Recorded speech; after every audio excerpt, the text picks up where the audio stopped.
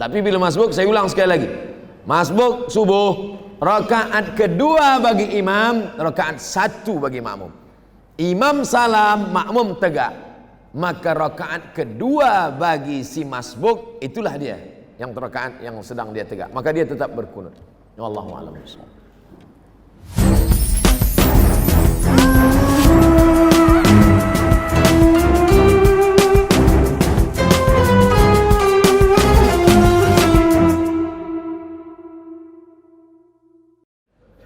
Assalamualaikum Ustaz. Waalaikumsalam warahmatullahi wabarakatuh. Bagaimana caranya berta'aruf dengan ajnabi? Ajnabi yang tak mahram, tak ada hubungan mahram. Lelaki perempuan tak boleh berdua. La yakhluwanna rajulun ma'amra'atin illa ma'adhi mahramin. Ajnabi. Dia nak kenal, ta'aruf. Bagaimana caranya?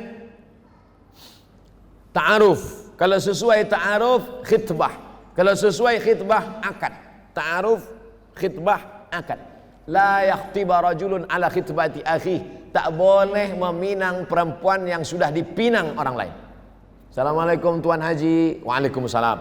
Anak Tuan Haji sudah dipinang orang? Sudah. Saya nak pinang lagi. Berani berapa? Haram. Putus nanti silaturahim.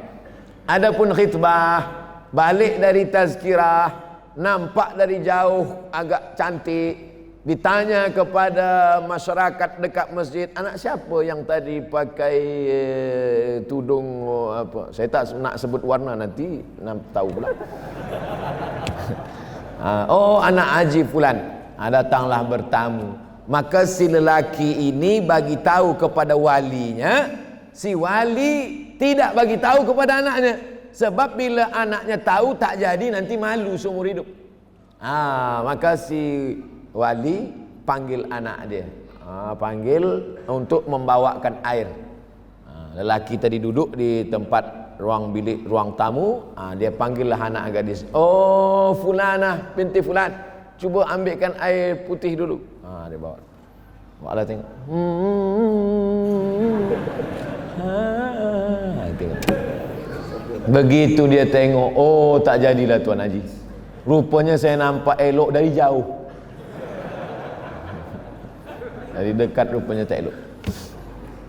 Tungkahul mar'atu li arba', perempuan dinikahi kerana 4. Lima liha, kerana dia kaya. Wali hasabiha, kerana nasab keturunan. Wali jamaliha, kerana cantik. Jangan kau pandang kerana harta, harta akan binasa.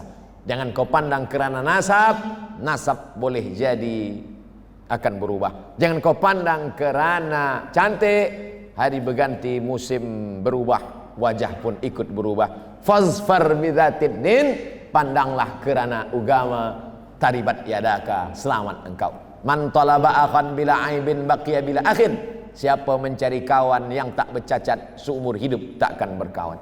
Istikharah, tawakkal 'ala Allah. Fa idza azamta, kalau kau sudah azam, fatawakkal 'ala Allah. Mudah-mudahan yang pemuda-pemuda yang belum berjodoh didekatkan Allah jodohnya insyaallah. Yang mengucapkan amin yang belum menikah, yang udah untuk anak-anaknya. Takbir Idul Adha ada yang mengatakan bermula subuh Zulhijjah, tapi yang sering diamalkan bermula maghrib dan berhenti asar. Allahu Akbar, Allahu Akbar, Allahu Akbar. La ilaha illallah, wallahu akbar, Allahu akbar, walillahil hamd. Kapan? Bila dimulai? Dua pendapat. Pendapat yang pertama, asyuru' ila salah, ketika pagi berangkat dari rumah akan pergi ke tempat sembahyang. Pendapat yang kedua, tenggelam matahari petang kerana awal hari bukan jam 12 malam. Yang awal hari jam 12 malam itu Masehi. Sedangkan dalam Hijriah awal hari ini hari Ahad. Esok Isnin. Bila Isnin itu bermula? Isnin bermula tenggelam matahari, nanti masuk maghrib. Pendapat yang mengatakan takbir diawali lepas matahari tenggelam kerana 9, 10 Zulhijjah itu berawal dari semalam, manakala matahari Sabtu tenggelam muncul bulan, disitulah dia 9, 10 Zulhijjah. Itu dalil orang yang bertakbir. Di kampung halaman saya Idul Fitri bertakbir dari lepas maghrib. Idul Adha pun begitu juga. Tapi bila ada orang yang membuat takbir pagi akan berangkat, kita pakai yang diamalkan oleh majoriti mazhab Syafi'i adalah dari matahari tenggelam lepas maghrib itu dia. Apakah takbir itu hanya selepas solat saja? Tidak. Bertakbir Umar bin Khattab di pasar, suk, tempat berniaga, hingga bergoncang tiang-tiang pasar tempat berniaga, bertakbir. Maka di rumah pun bertakbir. Tetamu diajak bertakbir. Tadi saya bertamu kepada sahibul bait, sahibul hajat. Kami bertakbir dulu. Ini bertakbir ni amat sangat baik. Wallahu a'lam bishawab. Bagaimana cara masbuk subuh? Adakah perlu disertakan dengan doa kunut atau tidak? Orang yang mazhab Syafi'i masuk dia ke masjid rakaat kedua.